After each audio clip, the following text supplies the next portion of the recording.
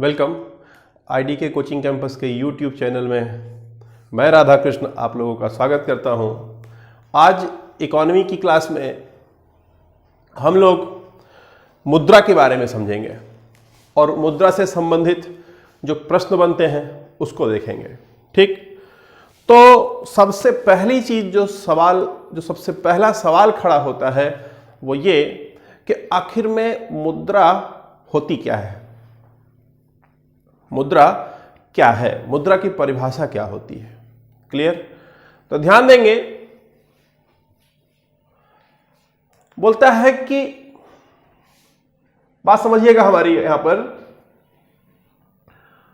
वह वस्तु जो खरीद फरोख्त के काम में आए, वह वस्तु जो विनिमय के काम में आए, उसे ध्यान दीजिए, लोग कहते हैं कि वही मुद्रा है। नहीं, वह वस्तु जो खरीद फरोख्त यानी लेन देन में प्रयोग हो, लेकिन साथ में एक और चीज हो, साथ में वह सर्वमान्य हो। लेन देन में इस्तेमाल हो, साथ में सर्वमान्य हो।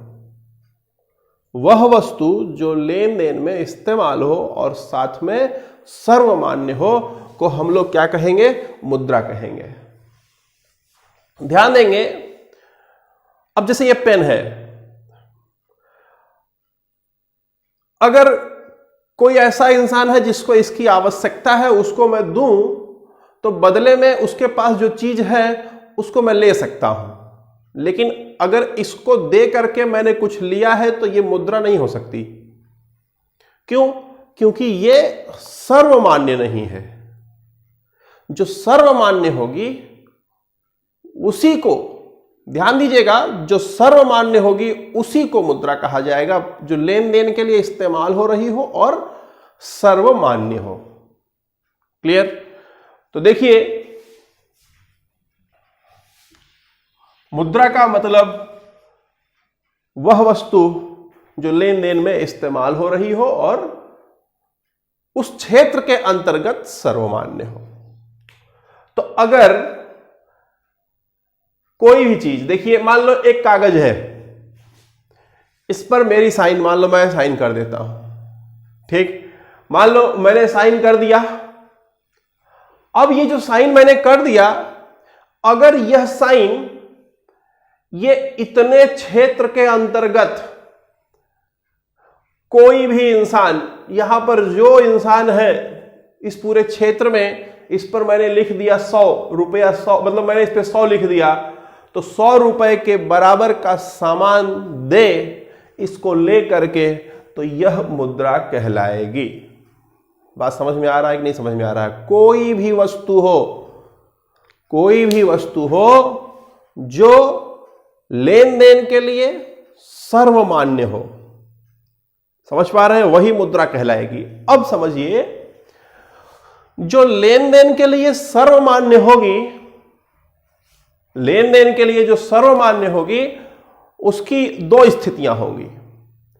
एक तो किसी सरकार द्वारा जारी किया गया वस्तु होगा जो लेन देन के लिए इस्तेमाल किया जा रहा होगा, और एक ऐसा भी वस्तु होगा जो सरकार द्वारा जारी नहीं किया गया है, जिसने मार्केट में अपनी साख बना ली है। नहीं समझे बात?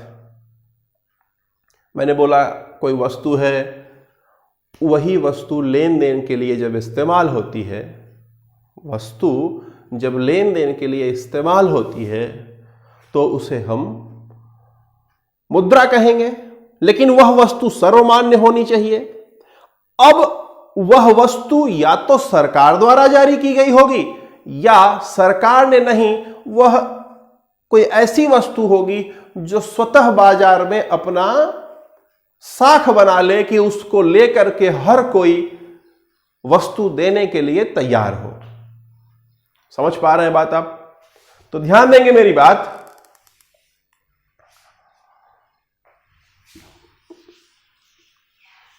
जो सरकार जारी करेगी, जो मुद्रा सरकार जारी करेगी, उसे वैधानिक मुद्रा कहेंगे। स्टैट्यूटरी मनी यानी वैधानिक मुद्रा कहेंगे। और ध्यान दीजिए, वह मुद्रा जो बाजार में अपना खुद का क्रेडिट बना ले, वह वस्तु जो बाजार में अपना खुद का क्रेडिट बना ले और उसको लेकर के लोग लेन देन के लिए उसको इस्तेमाल करें, तो वह साख मुद्रा कहलाएगी। जैसे क्या? जैसे सोना, गोल्ड और क्या? गोल्ड के साथ साथ और क्या? अब देखिए चेक है ना, आजकल पेटीएम पॉइंट, अगर आप समझें तो पेटीएम पॉइंट भी तो कुछ ऐसा ही हो गया है, हर कोई ले रहा है, एक्सेप्ट कर रहा है। क्लियर है? तो जब ये हर कोई एक्सेप्ट करने लगे और उसे सरकार ने जारी ना किया हो, तो ऐसी वस्तु को मुद्रा तो कहेंगे, लेकिन ये मुद्रा साख कहलाएगी, साख मुद्रा कहलाएगी, क्रेडिट मनी कहलाएगी। लेकिन वह मुद्रा जो लेन देन के लिए इस्तेमाल हो रही हो लेकिन जिसे सरकार ने जारी किया हो, उसे कहेंगे वैधानिक मुद्रा, स्टैट्यूटरी मनी। समझ गए बात? तो अब ये जो स्टैट्यूटरी मनी होगी, सरकार द्वारा जारी की गई मनी होगी, वह दो तरह की होती है। कौन कौन सी? एक होता है सिक्का, एक होता है नोट। क्लियर है? एक होता है सिक्का, एक होता है नोट। तो ध्यान दीजिएगा, सिक्का और नोट दोनों के बारे में समझते हैं। सिक्का की छपाई कैसे होती है, सिक्का का क्या अर्थ है, क्या मतलब है, और नोट का क्या मतलब है, कैसे इसकी छपाई होती है। क्लियर है? सबसे पहले बात करेंगे सिक्का की, कॉइन की। तो मैं सेंटेंस बोल रहा हूं, देखते हैं आप में से कितने लोग ऐसे हैं जो मेरी बात को समझ पा रहे हैं। सुनिएगा, सेंटेंस बोलता है कि सिक्का, सुनिएगा, बोलता है सिक्का एक धात्विक मुद्रा है। सिक्का एक धात्विक मुद्रा है, परंतु यह पूर्णतः धात्विक नहीं है, अपितु यह सांकेतिक है। फिर से सुनिए, बोलता है सिक्का एक धात्विक मुद्रा है, परंतु यह पूर्णतः धात्विक नहीं है। तो सवाल उठता है, तो है क्या फिर? तो बोलता है यह सांकेतिक है। मतलब समझिए, अभी सिक्का मेरे पास नहीं तो मैं आपको दिखा के बताता। देखिए, सिक्का का मतलब यहां पर जो बोल रहा है, पहली बात बोल रहा है कि यह धात्विक है, मतलब यह मेटल से बनी हुई है। बस धात्विक का मतलब यही है। और आगे बोलता है यह पूर्ण धात्विक नहीं है। इसका क्या मतलब है? बोलता है, देखिए, ये मान लो ये एक सिक्का है, इस सिक्के पर 10 रुपया लिखा हुआ है। अब देखिए, ये धातु का बना हुआ है। क्लियर है? अगर इस सिक्के को गला दिया जाए, सिक्के को गला दिया जाए, या जो ये इस पे 10 लिखा हुआ है, ये 10 हटा दिया जाए, तो जो उसमें धातु इस्तेमाल हुई है, उस धातु को बाजार में लेके जाएंगे तो 10 रुपया के बराबर उसका मूल्य नहीं होगा। नहीं समझे बात? अगर 10 रुपया का सिक्का है, अगर उसको सिक्के को गला करके धातु बना करके उस धातु को बेचने पर भी अगर 10 रुपया प्राप्त होता, तो उसे कहते कि यह पूर्णतः धात्विक है। लेकिन यहां पर क्या है कि 10 रुपया का सिक्का है, अगर इसको गला करके बेचा जाए तो 10 का नहीं बिकेगा, उससे कम का बिकेगा। तो इसलिए इसे पूर्णतः धात्विक नहीं माना जाएगा। क्लियर है? तो बोलता है, तो है क्या ये? बोलता है सांकेतिक है। बोलता है इसमें जो धातु लगा है, धातु के बराबर का इसका मूल्य नहीं होता है, बल्कि जो इसका मूल्य होता है, वो मूल्य इस पर अंकित संकेत के बराबर होता है, इसलिए इसे सांकेतिक मुद्रा भी कहते हैं। समझ में आ गई बात? क्लियर है? बढ़ चलें आगे। आगे बढ़ते हैं, ध्यान दीजिएगा। आगे बढ़ते हैं, बात करते हैं नोट की। ठीक, अब यहां पर चर्चा करेंगे कि 1 रुपए का सिक्का कौन जारी करता है। वित्त मंत्रालय जारी करता है, भारत सरकार, वित्त मंत्रालय। बाकी सारे नोट सिक्के आरबीआई जारी करती है। ठीक है, देखिए, और इम्तिहान में आपके टकसाल से सवाल पूछता है, ठीक है, कि कौन टकसाल कहां पर है ना, मिंट जिसे कहते हैं। तो आएगा क्वेश्चन, जब क्विज करा रहे हैं जो, उस क्विज में जब ये चैप्टर आएगा तो सारे क्वेश्चन जो है उसमें कराएंगे आएंगे। ठीक है, तो देखिए, बात करेंगे नोट की।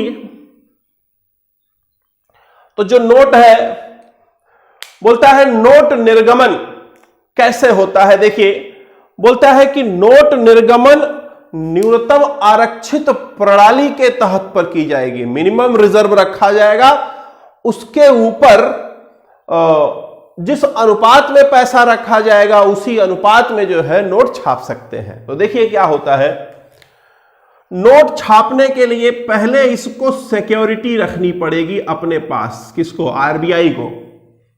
आरबीआई को अपने नोट निर्गमन विभाग के पास सिक्योरिटी रखनी पड़ेगी 200 करोड़ डॉलर 200 करोड़ इसको अपने पास रखना पड़ेगा। किसको? आरबीआई को अपने पास पहले रखना पड़ेगा सिक्योरिटी के रूप में। फिर उसके बाद ध्यान दीजिए, ये उसके ऊपर जितना नोट रखेगा और जितना मुद्रा अपने पास रखेगा या जितना वैल्यू रखेगा अपने पास हार्ड करेंसी, उतने के बराबर ये छाप सकता है, चाहे सोना रखे चाहे हार्ड करेंसी रखे। ठीक है, बात करेंगे अभी हार्ड करेंसी क्या होती है, सॉफ्ट करेंसी क्या होती है, सब अभी आएगा। ध्यान दीजिएगा, यहां पर 200 करोड़ डॉलर के बराबर मूल्य को इसको अपने पास पहले रखना पड़ेगा। कुछ ऐसा समझिए, जैसे मान लो किराए पे मकान लेते हो, कहीं पर रूम लेते हो, आप लोग तैयारी कर रहे हो, किराए पे रूम लेते हो। ठीक है, तो किराए पे जब रूम लेते हो तो क्या करता है मकान मालिक बोलेगा ऐसा है, पहले 5,000 रुपया आप जमा कर दो। क्लियर? आपने 5,000 जमा कर दिया, बोला ये 5,000 रुपया पगड़ी है, या यूं कहें सिक्योरिटी मनी। क्लियर है? कॉशन मनी, सिक्योरिटी मनी, जो भी कह लो। फिर बोलेगा कि मंथली किराया आपका 2,500 रुपए है, मान लो। क्लियर? तो आप 5,000 रुपया दे दिए पहले उसको सिक्योरिटी, उसके बाद आप 1 तारीख को 2,500 रुपया उसको देते हो, 30 दिन रहते हो या महीना भर रहते हो, उसके बाद अगला 1 तारीख आता है तो फिर आप 2,500 दोगे, फिर रहोगे, फिर 2,500 दोगे, फिर रहोगे। मतलब जितना दोगे उतना रहते जाओगे, और जब आपको अंत में नहीं रहना होगा तो ये पैसा आपका वापस हो जाएगा। समझ पा रहे हैं बात आप? और ये पैसा वो रखता क्यों है? वो इसलिए रखता है कि अगर आप मान लो कोई तोड़ फोड़ कर दो, पंखा चुरा ले जाओ, है ना, बिजली बिल न दो, तो ऐसे लिए इसके लिए वो कुछ पैसा अपने पास आपका रखता है। तो इसी तरीके से ये न्यूनतम कोष प्रणाली, जो न्यूनतम आरक्षित कोष प्रणाली है, वो यहां पर भी लागू होता है कि पहले 200 करोड़ रुपया अपने पास रखना पड़ेगा। उसके बाद बोलता है उसके बाद क्या होगा, देखिए, जितने का रखेंगे उसके बाद मान लो $1 रखा, तो जितना रखा, मान लो $1 रखा तो उतना नोट छाप सकते हैं। अब देखिए, अगर $1 रख करके केवल ₹1 का नोट छापा तब तो डॉलर बराबर रुपया के होगा, लेकिन $1 रखा और 10 रुपया छाप दिया तब $1 बराबर 10 रुपए के हो जाएगा। और अगर रखा $1 और छपाई कर दिया $70 की, तो $1 बराबर 70 रुपए हो जाएगा। बात समझ में आ रहा है कि नहीं समझ में आ रहा है? तो इस तरीके से पहले एक न्यूनतम रुपया उसके अपने पास रखना पड़ेगा 200 करोड़, और उसके ऊपर जब जाएंगे तो जितना रखेंगे उतना छाप सकते हैं। अगर ज्यादा छपाई करेंगे तो वैल्यू गिरती जाएगी। भाई $1 अगर मान लो $10 रखा और $10 जो है $10 रखा और 10 ही रुपया छापा तो बराबर है। लेकिन रखा केवल रखा $10 और छाप दिया 100 रुपया, तो $1 बराबर 10 रुपया हो जाएगा। तो ऑटोमेटिक जब आपकी छपाई ज्यादा होगी तो उसकी वैल्यू कम हो जाएगी। जो चीज मार्केट में ज्यादा होगी उसकी वैल्यू कम हो जाएगी। इस बात को समझिएगा। क्लियर है? हार्ड और सॉफ्ट करेंसी में यही अंतर है। यहां पर बात समझ में आ गया? चले आगे। तो ध्यान दीजिएगा,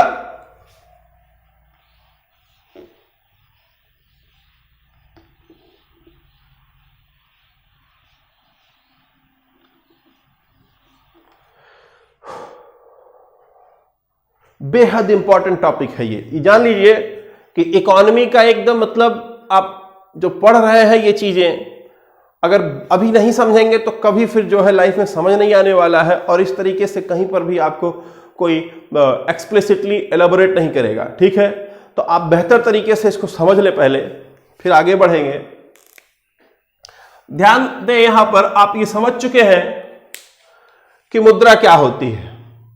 मुद्रा वह वस्तु है जो विनिमय के लेन देन में इस्तेमाल होती है, लेकिन वह जो लेन देन में इस्तेमाल होती है वह सर्वमान्य हो।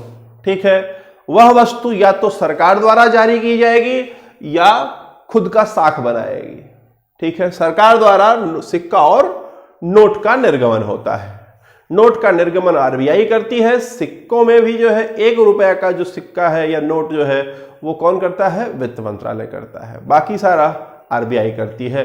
अब आगे बढ़ेंगे, ध्यान दीजिएगा। अब ये मुद्रा जो है,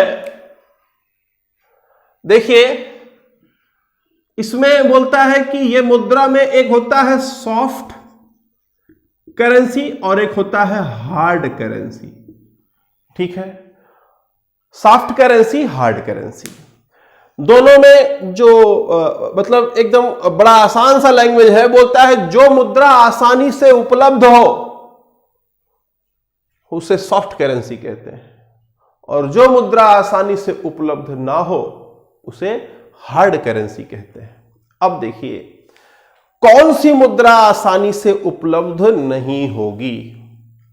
ध्यान देंगे मेरी बात।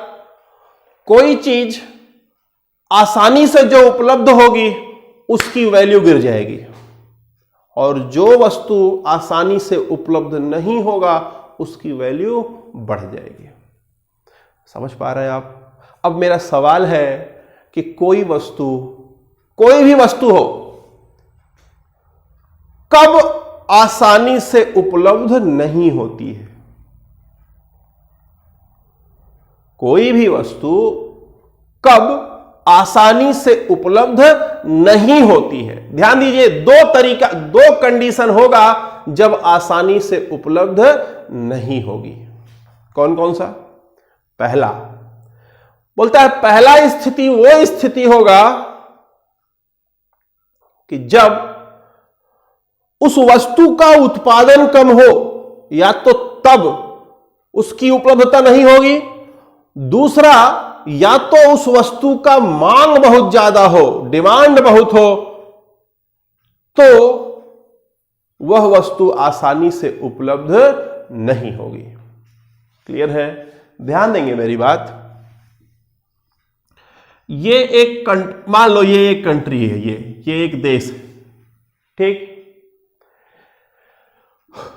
इस देश की जो स्थिति की बात कर रहे हैं, मान लो ये एक देश है। अगर इस देश के मुद्रा की सबको आवश्यकता हो जाए, तो इस देश की मुद्रा को सबको आवश्यकता हो जाए तो यह मुद्रा बाजार में कम हो जाएगी, और जब यह मुद्रा बाजार में कम हो जाएगी तो कहलाएगी हार्ड करेंसी। समझ पा रहे हैं बात आप? अब अगला सवाल कि किसी देश की मुद्रा को अन्य देश क्यों चाहेंगे? कोई देश की मुद्रा है, उसका डिमांड सभी देश क्यों करेंगे? तब करेंगे जब यह देश खूब सामान बेचता हो, निर्यात बहुत करता हो। जो बहुत निर्यात करेगा, भाई अगर ये देश है, ये सामान बेच रहा है, तो ये सामान इस देश को बेचा तो इस देश को वापस यही मुद्रा देनी है। बात समझ में आ रहा है? इस देश को भी भेजा इसने सामान, तो इस देश को भी इसको पैसा देना पड़ेगा। तो देखिए, जब कोई ऐसा देश जिसका निर्यात बहुत ज्यादा हो और विविधीकृत हो, यानी कि सब कुछ निर्यात करता हो, उसके पास बहुत सारी चीजें हो और उसका जो निर्यात है अन्य देशों के लिए कंपलसरी हो खरीदना। किसी देश का निर्यात विविधीकृत हो और उसका निर्यात अन्य देशों के लिए कंपलसरी आयात हो, प्रतिबंध, मतलब मुख्य रूप से वो खरीदना ही खरीदना हो। तो जब इन देशों को इसका सामान खरीदना ही खरीदना है, तो इन देशों को इसका पैसा चाहिए खरीदने के लिए। तो जब इसका पैसा चाहिए तो ये इसका मुद्रा अपने पास रखेगी। क्लियर है? तो ऐसे में जो ये मुद्रा अपने पास रखेगी तो डिमांड बढ़ जाएगा, तो उस मुद्रा का बाजार में उपलब्धता कम हो जाएगा। इस प्रकार वो हार्ड करेंसी कहलाएगी। समझ रहे हैं? आगे बात करेंगे सॉफ्ट करेंसी की, जो आसानी से मिल जाए, जिसका व्यापार उतना ना हो, जिसका निर्यात उतना ना हो, तो जो छापेगा देश में पड़ा रह जाएगा, वैसे वैसे आसानी से उपलब्ध होगा, जो चाहेगा उसको मिल जाएगा। तो जो आसानी से उपलब्ध होगा उसे सॉफ्ट करेंसी कहेंगे, और जो आसानी से उपलब्ध नहीं होगा उसे हार्ड करेंसी कहेंगे। हार्ड करेंसी उन देशों की होगी जिसका निर्यात ज्यादा हो, एक्सपोर्ट ज्यादा हो। क्लियर है? चलें आगे। अब आगे बढ़िए, ध्यान दीजिएगा।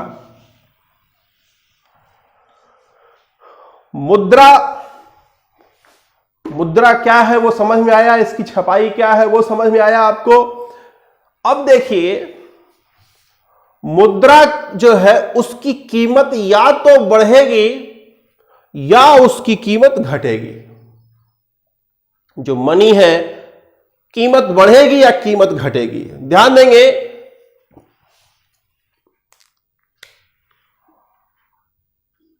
इस मुद्रे की, इस मनी की कीमत या तो बढ़ेगी या तो घटेगी। ठीक है? अब देखिए, ये बढ़ना जो है दो आधार पर हो सकता है, और ये घटना भी दो आधार पर हो सकता है। पहला तो बाजार में अपने आप ये बढ़ जाए। किसी मुद्रा की कीमत बाजार में अपने आप बढ़ जाए या बाजार में ही अपने आप घट जाए। क्लियर? और दूसरा, कीमत को जानबूझ करके बढ़ाया जाए या कीमत को जानबूझ करके घटाया जाए। तो ये कुल मिलाकर के आप देखिए, मुद्रा के चार अलग अलग वैल्यू हुए। ठीक है? चार तरीके से इसका वैल्यूएशन हो रहा है। क्या?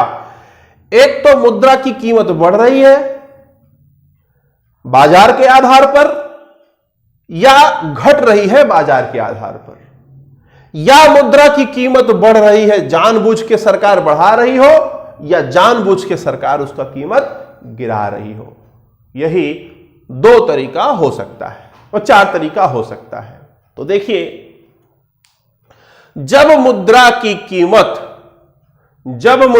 कीमत बाजार के आधार पर गिरेगी तो उसे मुद्रास्फीति कहेंगे। क्लियर है? लेकिन जब उसी को जानबूझ के गिराया जाएगा तो उसे मुद्रा संस्फीति कहेंगे, रिफ्लेशन कहेंगे। क्लियर है? और जब बाजार में मुद्रा की कीमत अपने आप बढ़ेगी तो उसे मुद्रा अस्फीति कहेंगे, और जब जानबूझ के बढ़ाया जाएगा तो मुद्रा अपस्फीति कहेंगे। क्लियर है? तो अब हमें ये चारों में से सबसे जो इंपॉर्टेंट है मुद्रा स्फीति, जो आपके इम्तिहान में पूछता है, अंग्रेजी में उसे इन्फ्लेशन कहते हैं, हम लोगों को इन्फ्लेशन पढ़ना है। ठीक है, अब जब इन्फ्लेशन पढ़ने जा रहे हैं तो देखिए दोनों में दो चीजों है, एक होती है महंगाई और एक होता है मुद्रा स्फीति। दोनों में अंतर होता है, ध्यान देंगे, बात समझिए हमारी। मुद्रा स्फीति क्या होता है? बोलता है मुद्रा स्फीति उस स्थिति को कहते हैं जब, ध्यान दीजिएगा, बोलता है जब मुद्रा की कीमत गिरे और वस्तु की कीमत बढ़े और ये कंटिन्यू हो। नहीं समझे? मुद्रा की कीमत गिर रही है और वस्तु की, ये वस्तु है, ये मुद्रा है, ये मुद्रा है, ये वस्तु है। ये देखो, अगर वस्तु की कीमत गिर करके मुद्रा की कीमत मुद्रा की कीमत गिर करके वस्तु की कीमत बढ़ करके ऐसे रुक गया तो इसे महंगाई कहेंगे। क्लियर? लेकिन अगर ये लगातार ऐसे होता रहे, ये गिरता जाए और ये बढ़ता जाए, ये गिरता जाए और ये बढ़ता जाए, ये गिरता जाए, ये बढ़ता जाए, अगर ऐसा हो रहा है तो इसे क्या कहेंगे? मुद्रा स्फीति कहेंगे। समझ पा रहे हैं बात आप? मुद्रा के मूल्य में कमी हो और वस्तु के मूल्य में बढ़ोतरी हो तो इसे हम ध्यान देंगे, और यह स्थिति लगातार जारी हो तो इसे हम क्या कहेंगे? मुद्रा स्फीति कहेंगे। और ध्यान दीजिएगा, मुद्रा स्फीति के दो प्रकार होते हैं। वस्तु का जो मूल्य बढ़ता है उसका दो प्रकार होता है, या तो वो डिमांड पुल होगा, यानी डिमांड बहुत ज्यादा होगा तो वस्तु की कीमत बढ़ेगी, पहली चीज, और नहीं तो कॉस्ट पुश होगा। कॉस्ट पुश यानी कि उसकी लागत इतना बढ़ जाए कि ऑटोमेटिक इतना ज्यादा लागत बढ़ जा रहा है कि वह कीमत को पुश कर दे रहा है, ज्यादा कीमत हो जा रही है। क्लियर है? तो एक होता है डिमांड पुल और एक होता है कॉस्ट पुश। डिमांड पुल मांग जन्य, कॉस्ट पुश लागत जन्य स्फीति। क्लियर है? तो ये जो स्फीति होती है उसे हम लोग क्या कहते हैं? ध्यान देंगे, ये जो मुद्रा स्फीति है, मुद्रा के मूल्य में कमी, वस्तु के मूल्य में बढ़ोतरी, यह इसके दो प्रकार होंगे, मांग जन्य और लागत जन्य। और ध्यान देंगे, इस मुद्रा स्फीति के कई रूप होते हैं। प्रकार और रूप में अंतर समझिए। जैसे मनुष्य है, मनुष्य दो प्रकार का है, एक मतलब भाई महिला है, एक पुरुष है, यही दो है। और रूप कई हैं, कोई गोरा है, कोई काला है, कोई मोटा है, कोई छोटा है, कोई पतला है, कोई दुबला है, तो कई रूप है। तो इसके प्रकार दो है, मांग जन्य और लागत जन्य, लेकिन इसके रूप कई हैं। कौन कौन से रूप हैं? चलन स्फीति, साख स्फीति, हीनार्थ स्फीति, अवमूल्यन जनित स्फीति, संरचनात्मक स्फीति और अधिस्फीति। और ये जो स्फीति है ना, मुद्रा स्फीति, इसको दो तरीके से नापा जाता है, WPI, CPI, wholesale price index, consumer price index, यानी थोक मूल्य सूचकांक, खुदरा मूल्य सूचकांक। इनके बारे में ध्यान दीजिए।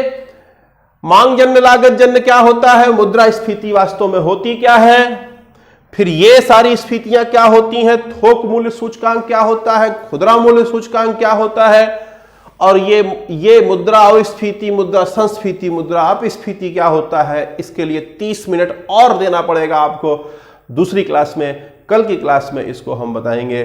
क्लियर है? अगर आपको चीजें बेहतर लगी हो, लगता हो कि इकोनॉमी का बेहतर क्लास आपको दिया जा रहा है, तो इसको शेयर करें, सब्सक्राइब करें। धन्यवाद।